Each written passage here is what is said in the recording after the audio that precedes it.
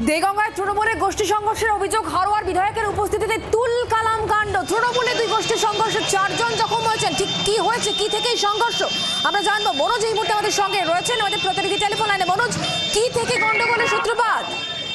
দেখো, দেগঙ্গা যে হাসুয়া নামক জায়গা রয়েছে, সেই হাসুয়া নামক জায়গাতে কিন্তু ভর সন্ধ্যাবেলায় তৃণমূলের গোষ্ঠীদ্বন্দ্ব একেবারে প্রকাশ্য। মূলত কিন্তু যে গোষ্ঠীদ্বন্দ্ব হয়েছে তা কিন্তু বিধায়কের উপস্থিতিতে, অর্থাৎ হারোয়ার বিধায়কের উপস্থিতিতে এই গোষ্ঠীদ্বন্দ্ব হয়েছে এমনটাই জানা যাচ্ছে। তবে মূলত বেড়ির যে খাজনা, সেই খাজনা নিয়েই কিন্তু বিবাদ সূত্রপাত হয় এবং এই ঘটনার জেরে কিন্তু আপাতত 4 জন আহত হয়েছে বলে জানা গেছে। তাদের প্রাথমিকভাবে চিকিৎসা কেন্দ্রে তাদের চিকিৎসা চলছে। ঘটনাস্থলে বিশাল পুলিশ বাহিনী মোতায়েন করা হয়েছে এবং পরিস্থিতি নিয়ন্ত্রণে আনার চেষ্টা করছে। তবে এলাকায় যথেষ্ট উত্তেজনা রয়েছে বলে জানা গেছে। হারোয়ার বিধায়ক কি বলছেন? এই মুহূর্তে হারোয়া বিধায়কের কোনো বক্তব্য পাওয়া যায়নি, কারণ ওই ঘটনাস্থলে কিন্তু যথেষ্ট উত্তেজনা রয়েছে এবং পুলিশ। বুঝতে পারছি, তুমি নজর রাখো মনোজ। অনেক ধন্যবাদ আমাদের সঙ্গে টেলিফোন লাইনে থাকার জন্য।